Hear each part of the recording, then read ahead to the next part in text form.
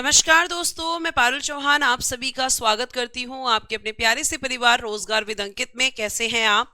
उम्मीद करती हूं अच्छे होंगे। देवेंद्र, खुशी, राहुल, श्रुति कुशवाहा, सीमा कुमारी, आशीष, विवेक, विपिन कुमार, मंटू, अर्पिता, सतीश, सुमन, संध्या, विनय, हिमांशु, आप सभी को और जिन बच्चों का नाम नहीं लिया है उन सभी को मेरी तरफ से गुड इवनिंग, नमस्ते, राधे राधे, राम राम, शस्त्रीय काल। प्यारे प्यारे बच्चों, कैसे हैं आप? उम्मीद करती हूँ आप बहुत अच्छे होंगे और आपका रिवीजन भी बेहतरीन चल रहा होगा। प्यारे बच्चों, आज की क्लास में आपको पता है कि आज का टॉपिक मैंने आपको कल ही बता दिया था। टॉपिक का नाम है मराठा साम्राज्य यानी मराठा एम्पायर, और इसी के बारे में हम आज की क्लास में पढ़ने वाले हैं। तो टॉपिक का नाम लिख दीजिएगा, मराठा एम्पायर, मराठा साम्राज्य। ठीक है, मराठा एम्पायर, मराठा साम्राज्य। जब हम मराठा एम्पायर या मराठा साम्राज्य की प्यारे बच्चे बात करते हैं तो मराठा एम्पायर या मराठा साम्राज्य के बारे में एक चीज हमेशा ध्यान रखना कि इस मराठा साम्राज्य के संस्थापक का नाम आप बहुत अच्छे से जानते होंगे कि फाउंडर ऑफ मराठा एम्पायर कौन थे। तो आप कहोगे कि मैम इस एम्पायर के जो फाउंडर थे उनका नाम है छत्रपति शिवाजी महाराज। तो इनके बारे में आज हम पढ़ने वाले हैं। ठीक है, सबसे पहले जो आपके संस्थापक हैं उन्हीं के बारे में। तो आपको यहाँ पे इनके बारे में ध्यान रखना है और मैं आपको यहाँ पे जो चीजें बताऊंगी उसमें मैं आपको एंड में ये भी बताऊंगी कि क्या क्या आपका यहाँ पर मुगल वंश का एमसीक्यू मोहम्मद आलम मैं कल टाइप करवा के दे दूंगी, कल या परसों में। थोड़ा सा टाइम दीजिए मुझे, मैं आपको बिल्कुल दे दूंगी। आपने जो ये पीवाईक्यू मांगे हैं, मतलब कि क्या क्या क्वेश्चन आ सकते हैं या कैसे आ सकते हैं, उसका मैं आपको टाइप करा कर दे दूंगी। ठीक है, एक दो दिन में मैं आपको दे दूंगी। प्लीज थोड़ा सा मुझे समय दीजिएगा। ठीक है, चलिए अब अगर हम बात करते हैं तो प्यारे बच्चे आप देखेंगे मराठा एम्पायर में छत्रपति शिवाजी महाराज जो कि इस एम्पायर के संस्थापक हैं, या फिर हम कह सकते हैं जो कि मैम इस साम्राज्य के संस्थापक हैं, उनके बारे में हम पढ़ने वाले हैं। लेकिन उससे पहले एक क्वेश्चन बहुत बेसिक पूछा गया है कि मराठा एम्पायर की आधिकारिक भाषा यानी इनकी ऑफिशियल लैंग्वेज क्या थी। तो भाई मराठा है तो मराठी होगी, तो इनकी ऑफिशियल लैंग्वेज क्या हुआ करती थी मराठा एम्पायर की ऑफिशियल लैंग्वेज? तो आप कहोगे कि मैम मराठा। जैसे आज के समय पे आपकी कितनी आधिकारिक भाषाएं हैं बताइए, कितनी हैं? पॉलिटी में आपने पढ़ा होगा, 8वीं अनुसूची में दी गई हैं, कितनी भाषाएं हैं? तो आप कहोगे मैम आधिकारिक भाषा है मराठी। ठीक है, क्या थी बेटा जी? मराठी। मराठी इनकी आधिकारिक भाषा थी, ऑफिशियल लैंग्वेज थी। अब जो छत्रपति शिवाजी महाराज हैं इनके बारे में अगर हम बात करेंगे तो इनके जो पिताजी हैं उनका नाम था शहाजी भोसले। क्या नाम है इनके पिताजी का? शहाजी भोसले। और कहा जाता है कि शहाजी भोसले ने 2 शादियां की थी, 2 पत्नियां, मतलब जो इनकी प्रमुख पत्नियां थी। ठीक है, यहां पे लिखेंगे कि जो शहाजी भोसले हैं मैम इनके पिताजी, इनकी 2 पत्नियां, उनके बारे में ही हम बात करेंगे क्योंकि इन्हीं से ही कहानी जुड़ी हुई है। ठीक है, ध्यान से सुनिएगा, बहुत बढ़िया। अब आगे सुनो, बहुत सही है, आगे सुनिए। 2 पत्नियां हैं यहां पर, एक का नाम है जीजाबाई और एक का नाम है तुकाबाई। जीजाबाई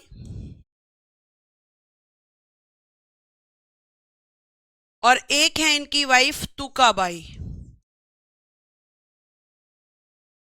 जीजाबाई से इनके जो पुत्र हैं उनका नाम है छत्रपति शिवाजी महाराज, और जो तुकाबाई हैं इनसे इनको पुत्र पैदा हुए हैं एकोजी राजे। इनका पुत्र का नाम क्या है? एकोजी राजे। और कहा जाता है कि जो इनके पिताजी थे ये तुकाबाई के साथ में चले गए थे, मतलब जीजाबाई से उनका अलगाव हो गया था। ठीक है, किससे अलगाव हो गया था? जीजाबाई से, जो छत्रपति शिवाजी महाराज की माता हैं। उनसे उनका अलगाव हो गया था और तुकाबाई के साथ में वो चले गए थे। तो ये कहा जाता है कि छत्रपति शिवाजी महाराज के जीवन पर जो सबसे ज्यादा प्रभाव रहा वो प्यारे बच्चे उनकी माता जीजाबाई का ही रहा था। तो जीजाबाई किसकी माता है? आप कहेंगे छत्रपति शिवाजी महाराज की माता है मैम। ठीक है, छत्रपति शिवाजी महाराज की माता है मैम। और ये जो छत्रपति शिवाजी महाराज हैं, इनकी माता जो जीजाबाई हैं, इनके जीवन पर इन्हीं का प्रभाव क्यों पड़ा? क्योंकि मैम इनकी माता का इनके पिताजी से अलगाव हो गया था। इनके पिताजी अपनी दूसरी पत्नी के साथ में चले गए थे। तो पिताजी का इनके जीवन पर बहुत ज्यादा प्रभाव नहीं रहा था। ये आपको बहुत अच्छे से ध्यान रखना है। ठीक है, आगे आगे नहीं भागना है। जो चीजें मैं समझा रही हूं पहले आप उन्हें समझने का प्रयास करें। बेटा अगर आप नहीं समझेंगे, मैं कितना भी आपको समझाऊं, अगर आप फोकस नहीं करेंगे तो फिर कैसे चीजें समझ में आएंगी?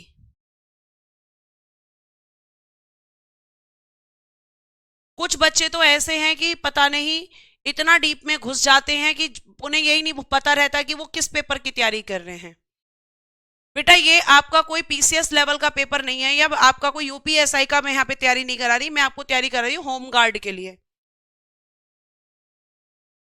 एक यशपाल है, उनका अलग ही एक यहाँ पे जो है कमेंट चल रहा है कि मैम कैमरा चालू करो। मेरा कैमरा चालू है बेटा, आप अपनी क्लास चालू करो।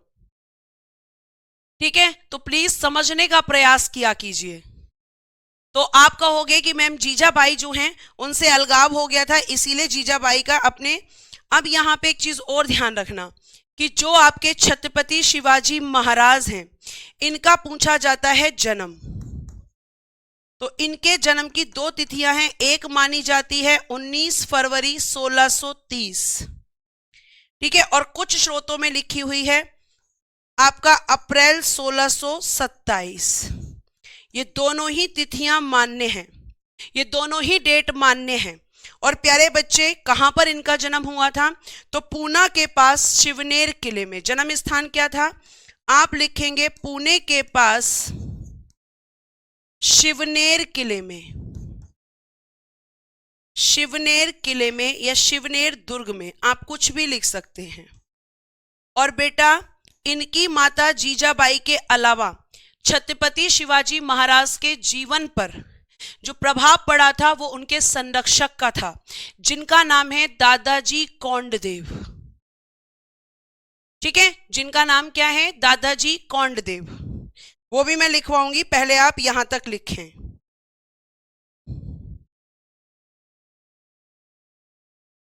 ठीक है, तो अब यहां पे हम क्या लिखेंगे? आप कहोगे कि मैम छत्रपति शिवाजी महाराज के संरक्षक और दूसरे व्यक्ति जिनका इनके जीवन पर सबसे ज्यादा प्रभाव था, उनका नाम है दादाजी कोंडदेव। ये इनका नाम है, इनके दादाजी नहीं थे। ये कहीं आप समझने लगो कि ये इनके दादाजी थे, ये इनके दादाजी नहीं थे बल्कि इनके संरक्षक थे। इनका नाम ही था दादाजी कोंडदेव। ये आपको ध्यान रखना है।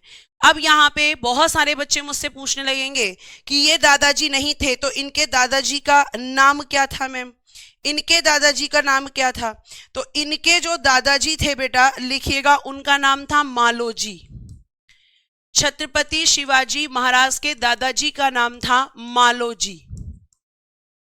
ठीक है, मालोजी। और इनके जो स्पिरिचुअल टीचर थे, यानी इनके जो आध्यात्मिक गुरु थे, उनका नाम था समर्थ गुरु रामदास जी। आध्यात्मिक गुरु यानी कि स्पिरिचुअल टीचर, जो हमें आत्मा और परमात्मा के बारे में ज्ञान देते हैं। तो गुरु समर्थ गुरु रामदास जी, ये इनके स्पिरिचुअल टीचर थे। आध्यात्मिक शिक्षा जिससे इन्हें मिली थी, जो आत्मा और परमात्मा के विषय में हमें बताते हैं। तो ये आप ध्यान रखेंगे। अब प्यारे बच्चों, जब छत्रपति शिवाजी महाराज 12 वर्ष की आयु में थे, छत्रपति शिवाजी महाराज, जब आपके शिवाजी महाराज जो हैं, इनकी आयु 12 वर्ष थी। इनकी आयु जब 12 वर्ष थी, तब इनके पिता से इन्हें पूना की जागीर मिली थी। 12 वर्ष थी तब इनके पिता से इन्हें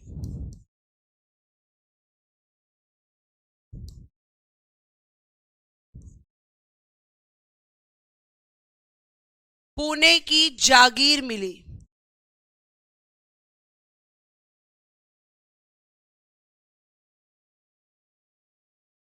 यानी पुणे की जागीर इन्हें किससे मिली? अपने पिता से, यानी विरासत में मिली इनको, है ना। और जो छत्रपति शिवाजी महाराज हैं बेटा, इन छत्रपति शिवाजी महाराज की 8 पत्नियां थी।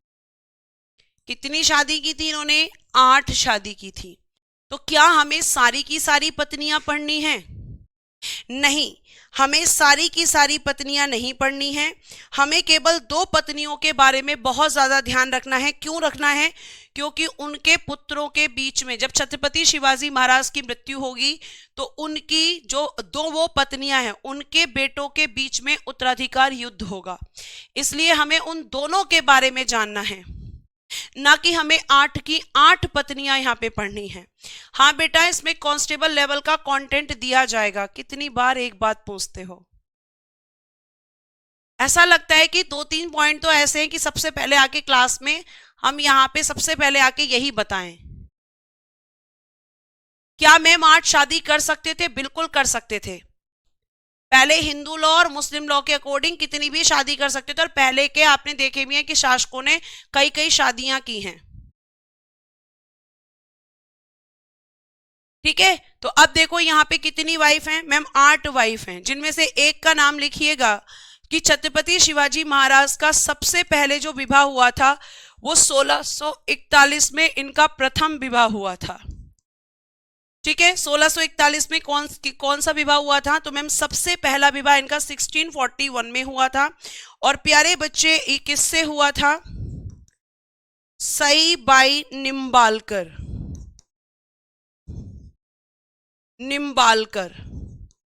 इनसे इनकी पहली शादी हुई थी और इससे इनको पुत्र पैदा हुए थे संभाजी महाराज। ठीक है, और एक थी इनकी वाइफ सोयराबाई। और इनसे इनको पुत्र पैदा हुए थे राजा राम। और इन दोनों के बीच में ही होगा उत्तराधिकार युद्ध जब छत्रपति शिवाजी महाराज की मृत्यु होगी। तो इन दोनों को याद रखिएगा। ठीक है, इन दोनों को याद रखिएगा। अब आते हैं कि जब छत्रपति शिवाजी महाराज के विजय अभियान, लिखिएगा,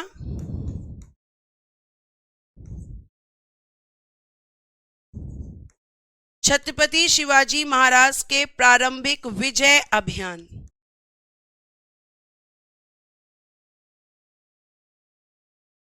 यानी इन्होंने किस किस जगह पर अपनी विजय हासिल की थी स्टार्टिंग में? लिखिए फटाफट यहां तक और मुझे थम्स अप करके बताइए।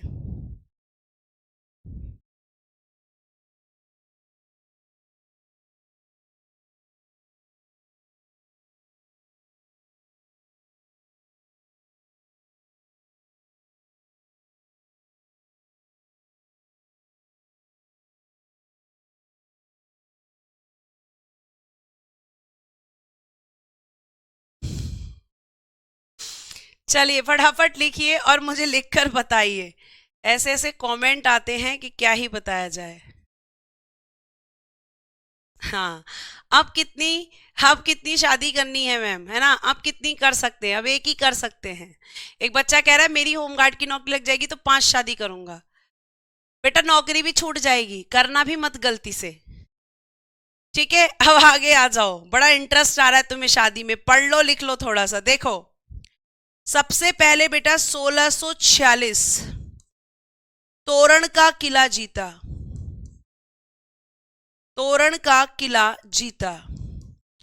1648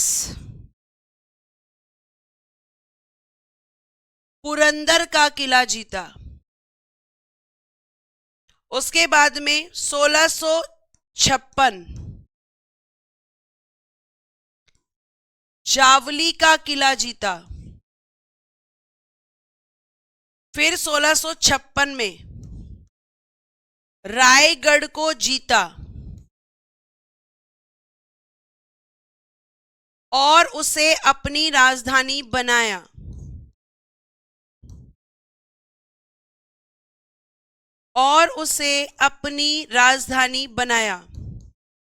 तो छत्रपति शिवाजी महाराज की कैपिटल क्या थी? रायगढ़। ठीक है, और उसे अपनी राजधानी बनाया कब? 1656 में। ये इंपॉर्टेंट पॉइंट है। 1657 कोंकण जीता। उसके बाद में 1659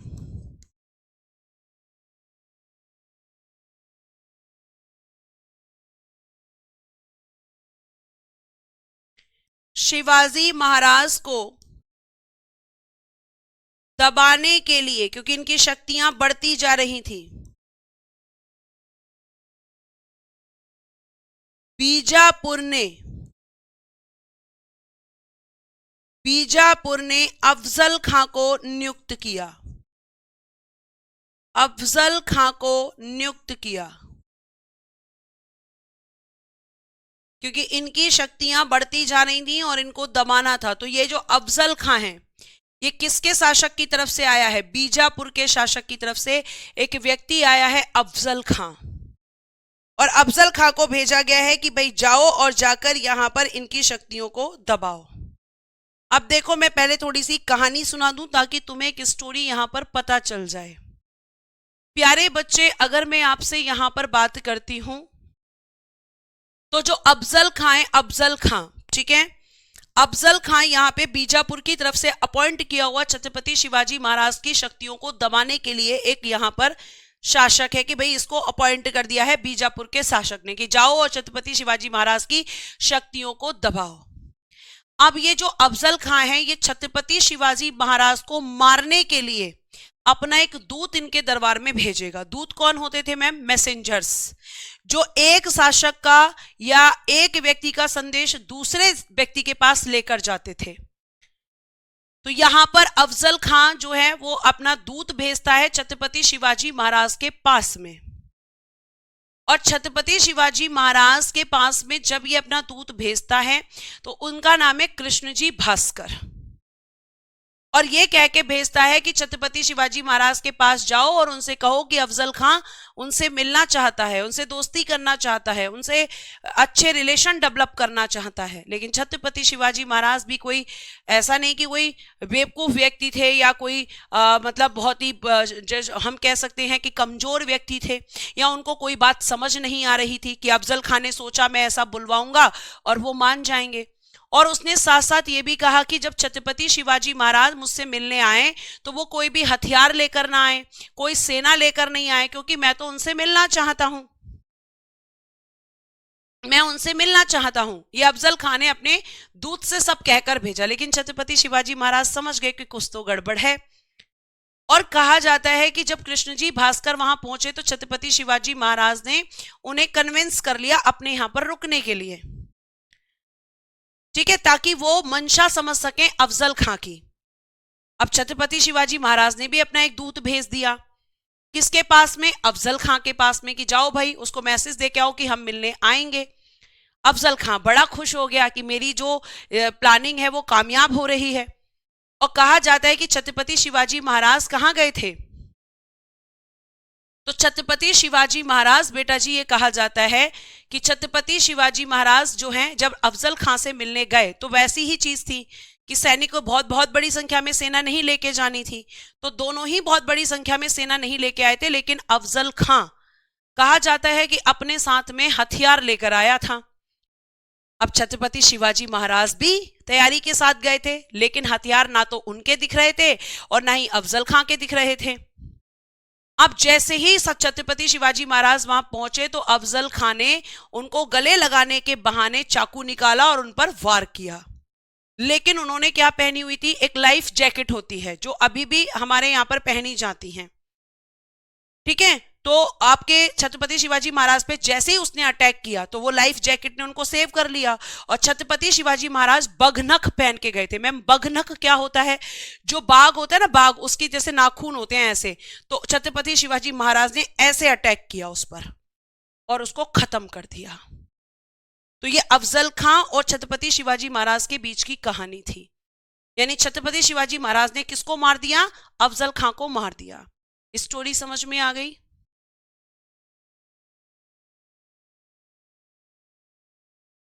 स्टोरी समझ में आ गई कि किसने किसको मारा और यहाँ पे क्या चालाकी अफजल खान ने की थी और किसको छत्रपति शिवाजी महाराज के पास भेजा था। आ गई हो तो एक बार थम्स अप करें। ठीक है, अब देखो, अब आता है लिखने का काम। अब आप आराम से लिख सकते हो। लिखना, अफजल खान ने अपना दूत जिसका नाम है कृष्णजी भास्कर, कृष्णजी भास्कर को छत्रपति शिवाजी महाराज के पास भेजा।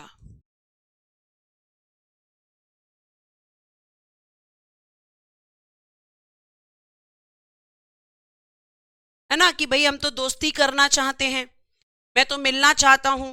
अब देखो फिर उसके बाद में प्यारे बच्चे नेक्स्ट, अब शिवाजी महाराज ने भी अपने दूत भेजे।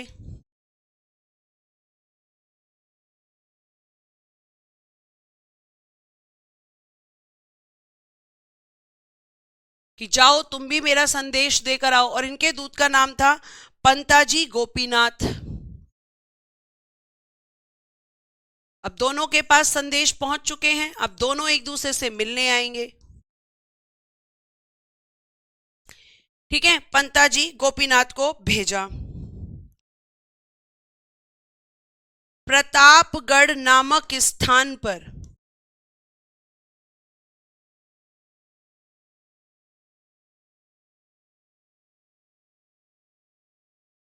छत्रपति शिवाजी महाराज और अफजल खां आकर मिले, क्योंकि मिलना ही तो चाहता था अफजल खां, यही तो उसने बोला था कि मैं मिलना चाहता हूं। तो कहां पर मिले? प्रतापगढ़ नामक स्थान पर आकर ये दोनों एक दूसरे से यहां पर आकर मिले। ये आपको ध्यान रखना है। अब क्या हुआ? अब मैम ये हुआ कि शिवाजी महाराज ने 1659 में बघनख से अफजल खां की हत्या कर दी। अफजल खां की हत्या कर दी। क्योंकि अफजल खां ने पहले इन पे अटैक किया, इन्होंने तुरंत बघनखों का यूज किया और इसके पेट में ऐसे घुसा दिया और इसकी हत्या कर दी। ठीक है,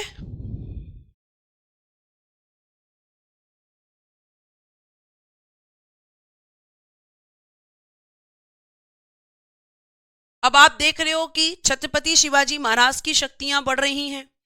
और जिस समय की मैं बात कर रही हूं तो उस समय पर मुगल शासक है औरंगजेब। अब भाई औरंगजेब को भी टेंशन हो रही है कि छत्रपति शिवाजी महाराज तो अपना साम्राज्य का विस्तार करते जा रहे हैं, अपनी शक्तियों को बढ़ाते जा रहे हैं। अब औरंगजेब भी बड़ा टेंशन में है। मैंने आपको बताया था कि औरंगजेब का शासनकाल 1707 तक रहता है। तो यहां पर इस समय शासक कौन है? औरंगजेब है। तो आप यहां देखोगे कि औरंगजेब टेंशन में है। औरंगजेब टेंशन में है तो उसका एक मामा है, कहता है मामा, मामा कहता है भांजे से, अरे भांजे क्यों टेंशन में हो? मामा का नाम है शाइस्ता खां। इसकी भी कहानी सुन लो। शाइस्ता खां आता है, ठीक है, थोड़ा सा मैं बैठ के, कहानी तो भाई बैठ के भी सुनाई जा सकती है, तो थोड़ा सा बैठूंगी बेटा। तो जब शाइस्ता खां पूछता है भांजे क्या दिक्कत है, तो प्यारे बच्चे शाइस्ता खां से औरंगजेब कहता है कि भाई छत्रपति शिवाजी महाराज की शक्तियां बढ़ती जा रही हैं, वो तो कभी भी दिल्ली तक भी आ सकते हैं, यहां पर भी आक्रमण कर सकते हैं, मेरे साम्राज्य को खत्म भी कर सकते हैं। क्योंकि टेंशन तो होती है जब किसी की शक्ति बढ़ती है। अब यहां पे क्या होता है कि जो औरंगजेब है वो अपने मामा से सारी चिंता बताता है, तो मामा कहते हैं अरे भांजे तुम क्यों टेंशन ले रहे हो, तुम्हारा मामा है ना, मैं जाऊंगा, मैं जाऊंगा, मैं जाकर छत्रपति शिवाजी महाराज को रोकूंगा। तो 1660 में औरंगजेब शाइस्ता खां को दक्षिण में अपॉइंट करते, क्योंकि मराठा एम्पायर कहां पर पनप रहा है, दक्षिण भारत में। दक्षिण भारत में ये अपनी शक्तियां यहां पर बढ़ा रहे हैं छत्रपति शिवाजी महाराज, और इसको डर है कि दक्षिण भारत से जीतते हुए भाई वो दिल्ली तक आ सकते हैं, आगरा तक आ सकते हैं। तो कहा जाता है कि शाइस्ता खां पहुंच गया, और शाइस्ता खां के साथ उसका बेटा भी गया था। ठीक है, अब शाइस्ता खां जब पहुंचा तो शाइस्ता खां के आने की खबर जो है वो किसको लग गई, छत्रपति शिवाजी महाराज को लग गई, कि वो यहाँ पे उनको खत्म करने के लिए आया है, उनकी शक्तियों को तोड़ने के लिए आया है, खत्म करने के लिए आया है। तो छत्रपति शिवाजी महाराज, कहा जाता है कि जब ये आराम कर रहा था तो रात में ही छत्रपति शिवाजी महाराज ने जो है इस पे अटैक कर दिया। और छत्रपति शिवाजी महाराज ने जब इस पर अटैक किया तो कहा जाता है कि इसका बेटा तो मर गया, और भाई इसकी उंगली उंगली कट गई। अब ये तो डर के मारे वहां से भाग गया, और डर के मारे जब ये भागा तो औरंगजेब के पास गया, भागते भागते, अरे भांजे मुझे बचा लो, मुझे बचा लो। औरंगजेब बोला मामा पहले तो बड़े डींगे हाँक रहा था तू, और अब तू यहां आ गया भाग के, कि हाँ मैं नहीं कर सकता भांजे, मेरे बस की बात नहीं है। तो ये शाइस्ता खां और छत्रपति शिवाजी महाराज के बीच की कहानी है। तो अब आप लिख लीजिए, आगे की तरह कहानी सुन के लिखते हो तो चीजें आपको क्लियर रहती हैं। ठीक है, अब देखो यहां पे आपने ये चीज लिख ली, उसके बाद लिखिएगा 1660 में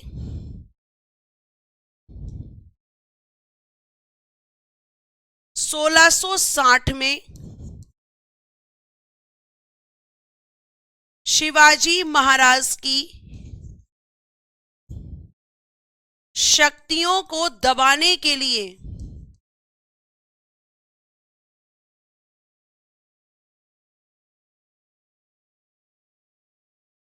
औरंगजेब ने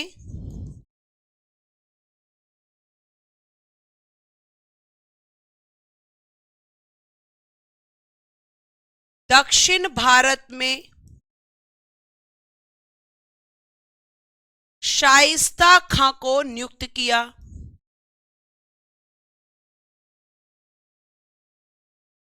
ठीक है, दक्षिण भारत में शाइस्ता खां को नियुक्त किया, किस किस पोस्ट पे, दक्षिण भारत में दक्षिण भारत का सूबेदार, ऐसे लिखना, दक्षिण भारत का सूबेदार। सूबेदार होता है जैसे इट्स लाइक अ गवर्नर, जैसे आज का राज्यपाल है। सूबेदार शाइस्ता खां को नियुक्त किया।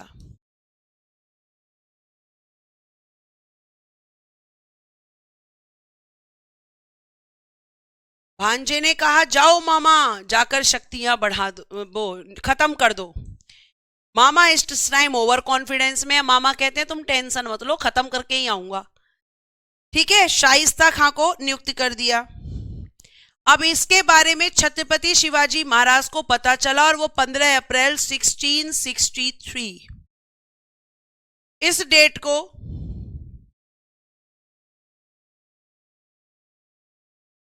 अब इस डेट को क्या हुआ था कि मैम जो शाइस्ता खां था, शाइस्ता खां ये अपने महल,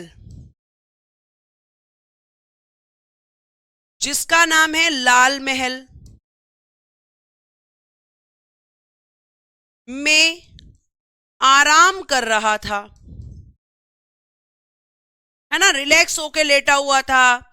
छत्रपति शिवाजी महाराज को पता चल गया था कि अच्छा ये व्यक्ति आया हुआ है मेरी शक्तियों को यहां पर खत्म करने के लिए। तो ये कहां पे आराम कर रहा था, लाल महल में।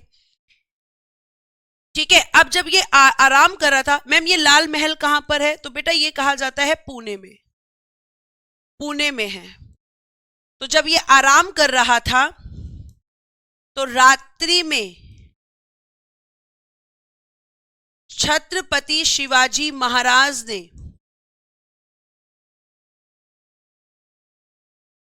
इस पर आक्रमण कर दिया कि तुम क्यों आते हो, तुम क्यों कष्ट करते हो, हम ही आ जाते हैं। अब रात्रि में अचानक से भाई यहां पे अटैक कर दिया और ये सोया पड़ा है रिलैक्स होकर। कहा कि भैया तुम क्यों आ रहे हो, तुम क्यों इतना कष्ट कर रहे हो, मैं आ जाता हूं ना। तो रात्रि में क्या हुआ, छत्रपति शिवाजी महाराज ने इस पर आक्रमण कर दिया। और जब आक्रमण किया तो शाइस्ता खां का पुत्र, शाइस्ता खां का पुत्र मारा गया।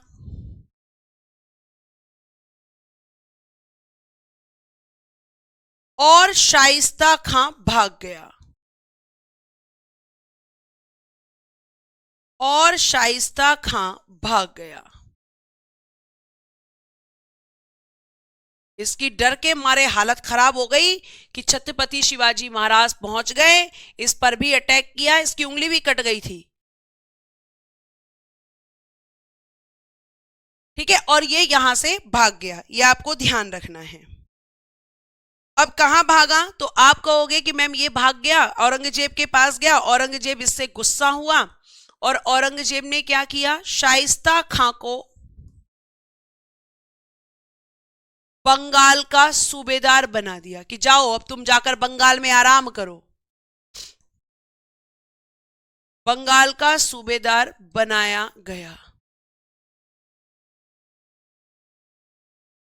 ठीक है, तो फिर मैम अब दक्षिण भारत में किसको भेजा औरंगजेब ने, क्योंकि शाइस्ता खां तो भाग गया। तो आप कहोगे दक्षिण भारत में मुअज्जम को नियुक्ति दी गई थी। बताओ मुअज्जम कौन है, मैंने इसके बारे में आपको बताया है। मुअज्जम को नियुक्त किया, लेकिन ये मुअज्जम भी अकेले कुछ नहीं कर पाएगा, ये भी अकेले कुछ नहीं कर पाएगा।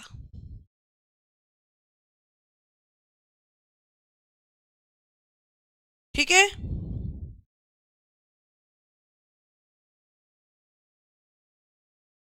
अब यहां पे औरंगजेब को जो डर है वो यहां पे कहीं ना कहीं सही साबित होगा और छत्रपति शिवाजी महाराज करेंगे सूरत में लूट।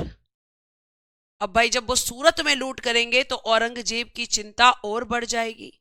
बहुत बढ़िया मैम, औरंगजेब का बेटा था ये। औरंगजेब के मरने के बाद उत्तराधिकार युद्ध हुआ था, आपने बताया था, बिल्कुल सही है, औरंगजेब का बेटा है, मुअज्जम है। ठीक है, जिसे हम बहादुर शाह प्रथम के नाम से भी जानते हैं। आपने हमें बताया था मुगल काल का पतन जब पढ़ाया था। तो अब यहां दक्षिण भारत में कौन आ गया, मैम मुअज्जम। लेकिन उसके बाद भी यहां पर छत्रपति शिवाजी महाराज को नहीं रोक पाएंगे ये लोग। और देखो 10 फरवरी 1664 इसको करेंगे छत्रपति शिवाजी महाराज जी सूरत की प्रथम लूट। यहां पे क्या की इन्होंने, सूरत की प्रथम लूट।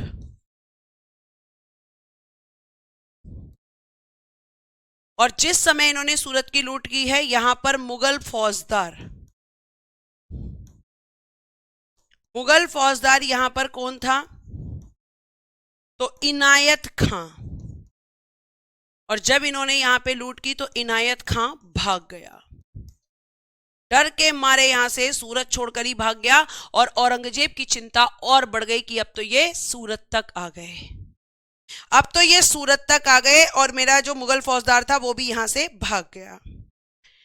अब प्यारे बच्चे, जो औरंगजेब है, एक आपने नाम सुना होगा मिर्जा राजा जयसिंह जी का, जिन्होंने मुगलों के अधीन रहकर सेवाएं दी थी। तो मिर्जा राजा जयसिंह को अब यहां पे औरंगजेब भेजेगा और वहां पे कहां भेजेगा, छत्रपति शिवाजी महाराज के पास, यानी दक्षिण भारत में। और मिर्जा राजा जयसिंह जी जब वहां पहुंचेंगे तो ये क्या करेंगे, छत्रपति शिवाजी महाराज को चारों तरफ से घेर लेंगे। और छत्रपति शिवाजी महाराज के पास में कोई ऑप्शन नहीं रहेगा सिवाय संधि करने के।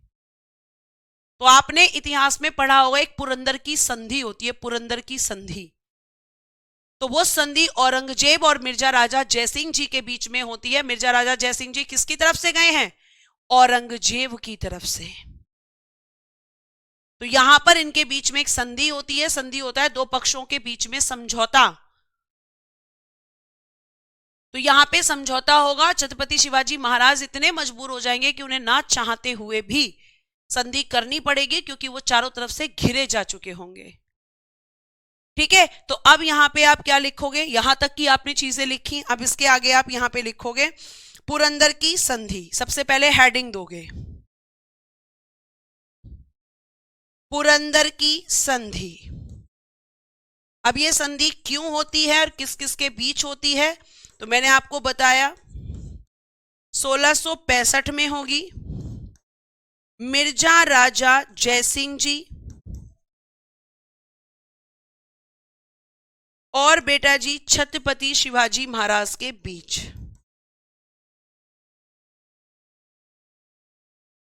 क्योंकि दक्षिण भारत में अब भेजा है मिर्जा राजा जयसिंह को, क्योंकि ये मुगलों के अधीन रहकर सेवाएं देते थे। ठीक है,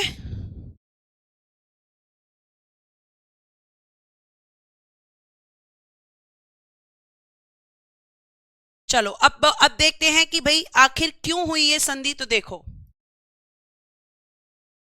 औरंगजेब ने 1665 में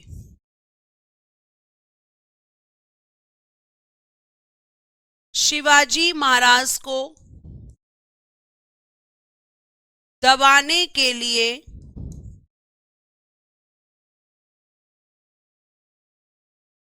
मिर्जा राजा जय सिंह को नियुक्त किया।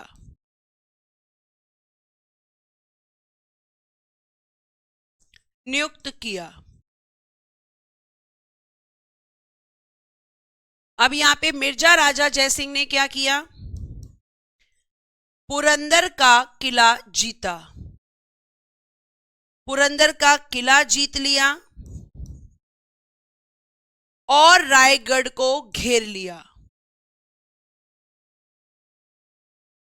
जीत लिया और रायगढ़ को घेर लिया। रायगढ़ किसकी राजधानी है, छत्रपति शिवाजी महाराज की।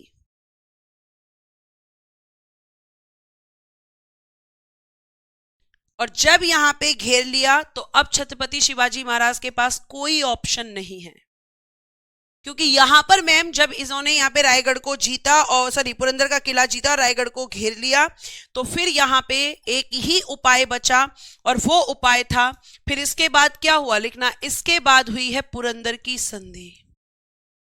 इसके बाद क्या करना पड़ा, इसके बाद मैम पुरंदर की संधि।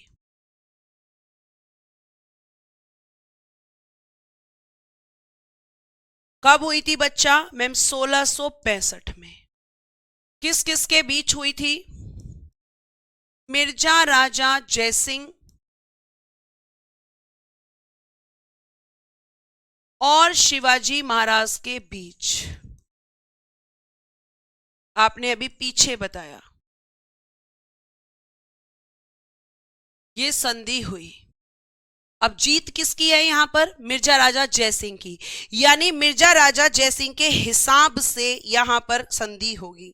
अब देखो क्या हुआ, इस संधि के तहत यह हुआ कि जो आपके 35 में से छत्रपति शिवाजी महाराज के पास 35 किले से 35 में से 23 किले मुगलों को देने पड़े।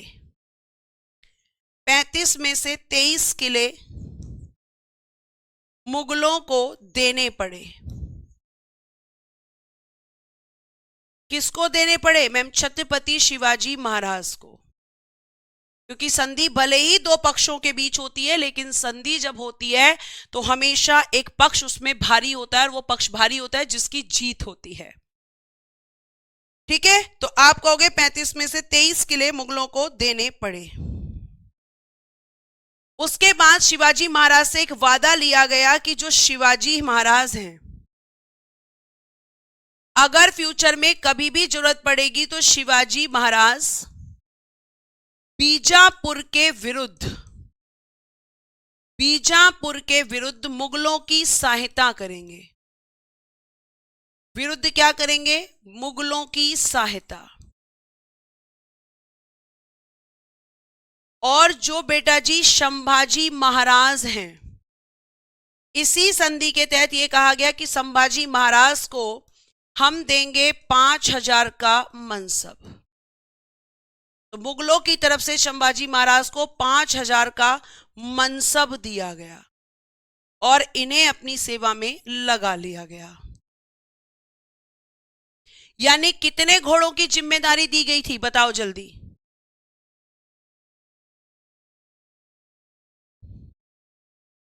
ठीक है, 5,000 का मनसब दे दिया इनके बेटे को, जिनका नाम है संभाजी महाराज।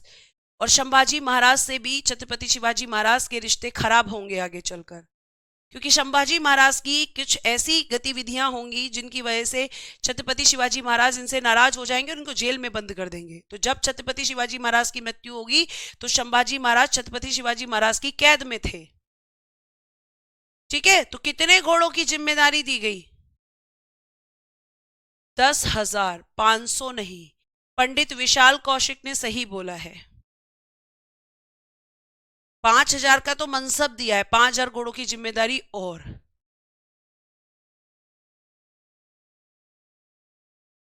ठीक है, इतनी बात आपको समझ में आई? तो ये पूरा यहां पे, अब ये सारी चीजें यहां पर, जिसको नहीं पता मनसब क्या है वो जाकर मुगल शासन, मुगल काल में अकबर को पढ़े, वहां पे मैंने बताया मनसब क्या है।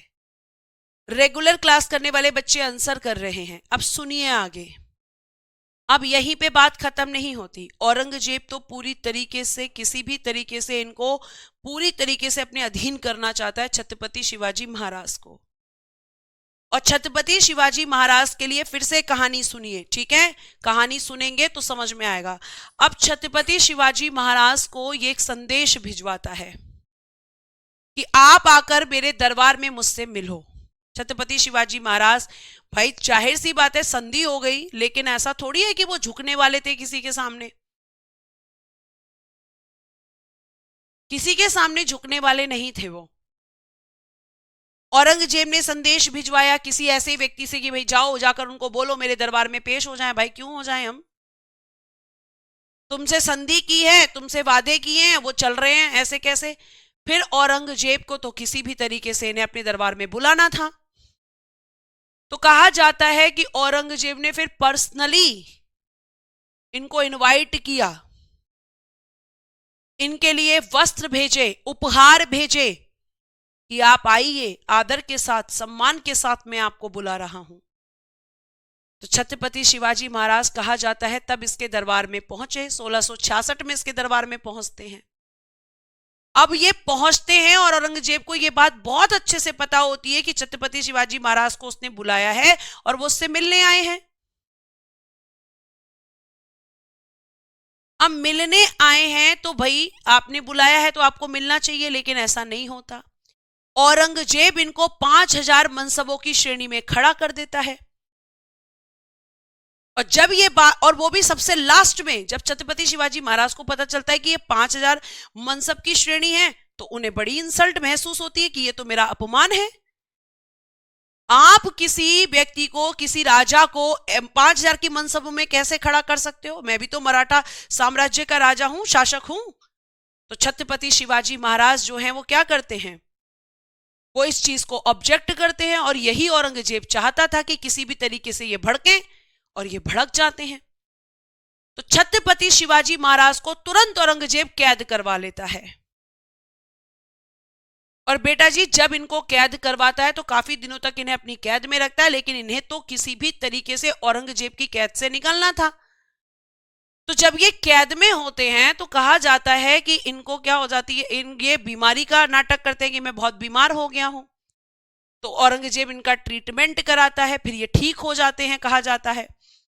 तो ये एक आइडिया सोचते हैं, कहते हैं कि देखो मैं इतना खुश हूं। औरंगजेब से कहते हैं कि मैं तो अब वापस जाना ही नहीं चाहता, मैं तो यहीं रहना चाहता हूं, बल्कि मैं अपने परिवार को भी यहीं बुलाना चाहता हूं ताकि मैं यहीं पे रह सकूं। मेरे को बीमारी हुई, मैं यहीं पे ठीक हो गया। ठीक है, तो छत्रपति शिवाजी महाराज कुछ इस तरह की कहानी गढ़ते हैं। और कहा जाता है कि इन पे जो पहरेबंदी लगाई हुई थी, जो इन पे बहुत नजर इन पे गड़ाई हुई थी औरंगजेब के सैनिकों ने, वो भी ढीली हो जाती है, क्योंकि औरंगजेब को लगता है कि अब तो ये मेरी अधीनता को स्वीकार कर लेंगे। लेकिन उनके दिमाग में कुछ और ही चल रहा था। कहा जाता है छत्रपति शिवाजी महाराज के एक भाई हैं जो कि बिल्कुल उन्हीं की कद काठी के हैं। तो इन्होंने क्या कहा, मैं अपने परिवार को भी यहीं बुला लेता हूं। तो इनके भाई जो इन्हीं की कद काठी के हैं और संभाजी महाराज को भी कैद कर रखा है औरंगजेब ने, तो ये अपने उस भाई को अपनी जगह पर लिटा देते हैं। और कहा जाता है कि छत्रपति शिवाजी महाराज ने कहा था कि मैं बीमार हुआ और मैं यहाँ पे ठीक हो गया तो इस खुशी में मिठाई बंटनी चाहिए। तो औरंगजेब ने बात मान ली थी और पहले बड़े बड़े टोकरे हुआ करते थे मिठाइयों के, तो उसी टोकरे में, उन्हीं टोकरों में छिपकर छत्रपति शिवाजी महाराज और उनके बेटे संभाजी महाराज दोनों यहां से फरार हो गए। और फिर जाकर छत्रपति शिवाजी महाराज ने औरंगजेब के खिलाफ अभियान किए। तो इस तरीके से औरंगजेब ने इस तरह की हरकत भी की थी। यहां तक बातें समझ में आई कि कहानी क्या थी। औरंगजेब ने इन्हें बुलाया और बुलाकर चालाकी से इन्हें अपनी कैद में रख लिया। लेकिन आप किसी व्यक्ति को चालाकी से कितने दिन रख सकते हो? कितने दिन? तो ये भाग गए यहां से। फिर अब लिखो आप, शिवाजी, छत्रपति शिवाजी महाराज आगरा के दरबार में कब पहुंचे थे? 1666 में।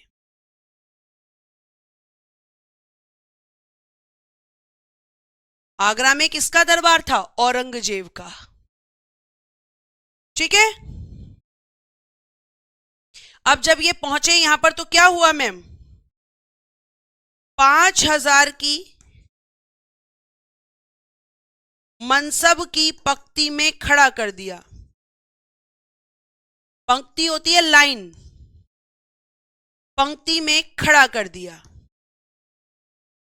इन्होंने विरोध किया इस चीज का तो औरंगजेब ने कैद कर लिया कि मुझे तुमने यहां खड़ा कर रखा है 5000 की मनसबों में। तो फिर क्या हुआ? ऑब्जेक्शन किया तो शिवाजी महाराज को कैद कर लिया। किसने कैद किया? औरंगजेब ने।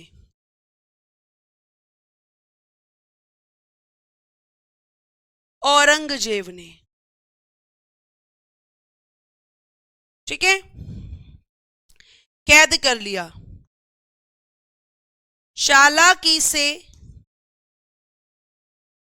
शिवाजी महाराज ने अपने भाई हीरोजी को, चालाकी से शिवाजी महाराज ने अपने भाई हीरोजी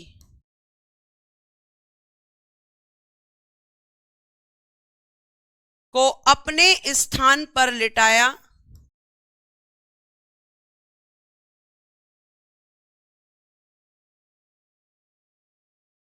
और भाग गए। कैसे गए थे? तो मैं मिठाइयों के टोकरों में। ठीक है, यहां से निकल गए। निकलने के बाद सितंबर 1666 रायगढ़ पहुंचे। रायगढ़ जो कि इनकी राजधानी थी, यहां पर पहुंचे। जैसे ही ये यहां पर पहुंचे तो इन्होंने की कोंडाना विजय। कोंडाना विजय कह लो इसको, या कह लो सिंहगढ़ का किला।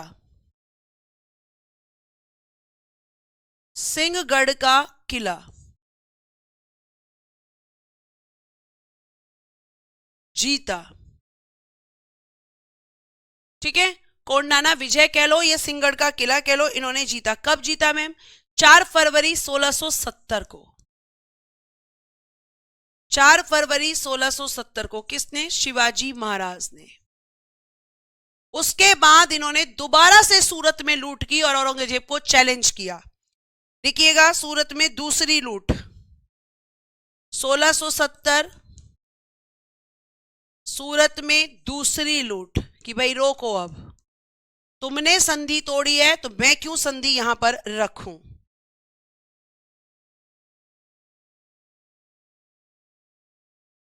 उसके बाद लिखिएगा नेक्स्ट लाइन, कितने किले दिए थे इन्होंने मैम? 23 किले दिए थे। 1674 तक मुगलों को दिए गए 23 किलो में से शिवनेर दुर्ग को छोड़कर सभी को जीत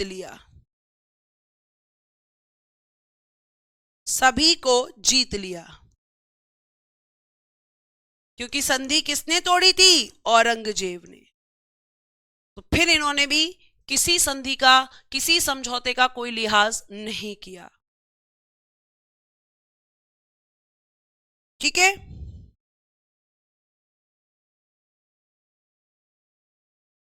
अब हमें पढ़ना है छत्रपति शिवाजी महाराज का राज्याभिषेक। इनका 2 बार राज्याभिषेक हुआ था। राज्याभिषेक यानी कोरोनेशन।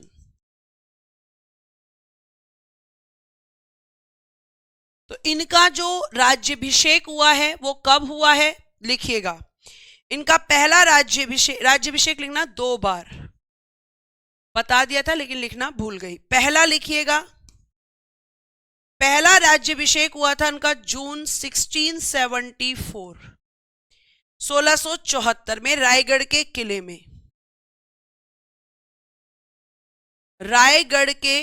में। और ये हुआ था बेटा जी वैदिक विधि से। और इसको करने के लिए काशी के बहुत बड़े विद्वान आए थे। किसने किया था लिखिएगा,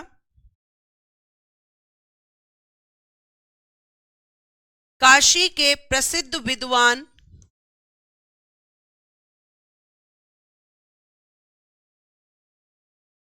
जिन्हें हम कहते हैं आपका यहां पर गंगा भट्ट जी। इन्हें आप गंगा भट्ट भी कहते हैं या फिर इन्हें विश्वेश्वर जी के नाम से भी जाना जाता है।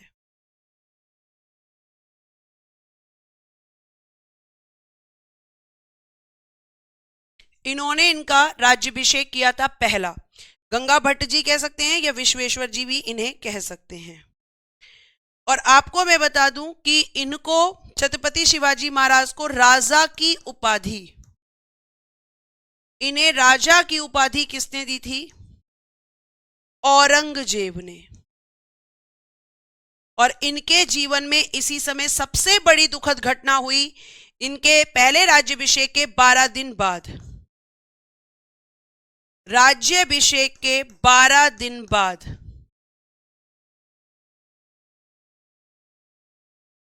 इनकी माता जीजाबाई का देहांत हो गया। इनकी माता जीजाबाई का देहांत हो गया। तो ये क्वेश्चन पूछा जाता है कि छत्रपति शिवाजी महाराज के राज्याभिषेक के कितने दिन बाद उनकी माता का देहांत? तो 12 दिन बाद। वीडियो रुक रही है, 1 मिनट। बेटा यहां से तो नहीं रुक रही है, फिर भी मैं रिफ्रेश कर देती हूं।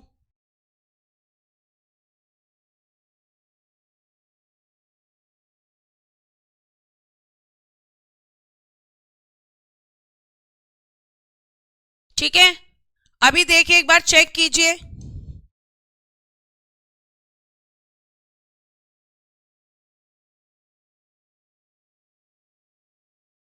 एक बार चेक कीजिए। अब तो वैसे भी क्लास खत्म हो गई है। दूसरा राज्याभिषेक मैं बताऊंगी आपको कल। इनका दूसरा राज्याभिषेक मैं आपको बताऊंगी कल। अब मुझे ये बताइए, अभी बफरिंग तो नहीं हो रही है? अभी भी हो रही है बफरिंग? सही है, ओके है, चलो ठीक है। तो फिर बाकी की चीजें मैं आपको बताऊंगी कल। आज हम इतना ही रखते हैं। इनके बारे में पढ़िएगा। कल फिर इनकी मृत्यु हो जाएगी छत्रपति शिवाजी महाराज की, और इनके पुत्रों के बीच युद्ध होगा, उत्तराधिकार युद्ध। ठीक है, तो आज के लिए thank you so much. Bye bye, take care and good night everyone. जय हिंद, जय भारत। हंसते रहो, मुस्कुराते रहो और हमेशा खुश रहो।